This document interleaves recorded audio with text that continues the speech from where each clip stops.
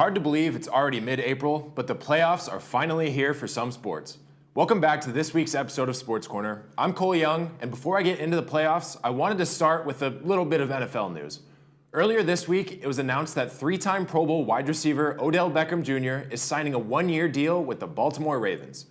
There are some concerns after he tore his ACL in the Super Bowl against the Bengals just 14 months ago, but Beckham was a difference maker during the Rams Super Bowl run, scoring 7 touchdowns in his last 11 games. The bigger picture here is this will be enticing for quarterback Lamar Jackson to return to Baltimore, as he will finally have a big play receiver. Last season, the Ravens wide receivers had the fewest receiving yards, fewest targets, and second fewest receptions in the NFL, so adding a receiver with a lot of accolades and productivity is a huge plus for Baltimore. Last weekend was one of the biggest sporting events in the world, the Masters, and Jon Rahm has won his green jacket. This was Rahm's 7th time playing in the Masters and his first victory.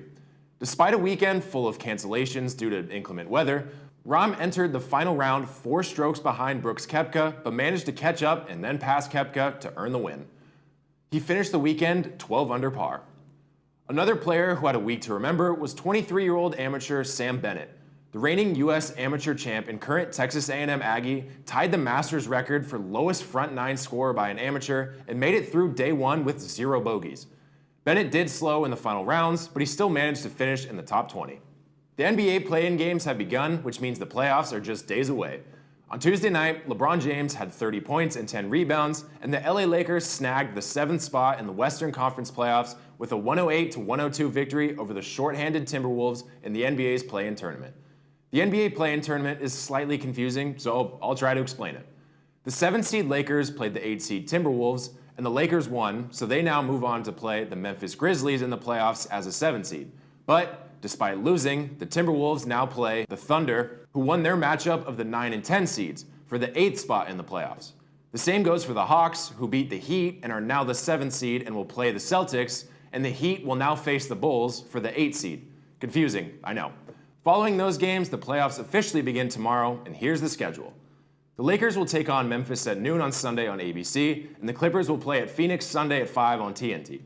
I can't make any predictions just yet on which teams will make it to the finals this year, but the Suns, Bucks, Celtics, Warriors, and Nuggets all have very strong chances. The MLB season is still off to a hot start, and the Padres, Dodgers, and Angels are all performing fairly well to start the season. Take a look at the current standings. While all of these teams are doing well, which is good for us SoCal fans, look near the top of the standings. The Tampa Bay Rays started the season undefeated and are the #1 team in baseball with a massive run differential. If the Rays can keep up this level of play, they will be a team to fear later on in the season. On top of all that, the last 2 regular season NHL games are tonight, and the playoffs will start next Monday, so I will cover more of that next week. Thank you for joining me on this week's episode of Sports Corner. Be sure to tune in to all the playoff basketball, early season baseball, and more this weekend. I'm Cole Young. I'll see you next time.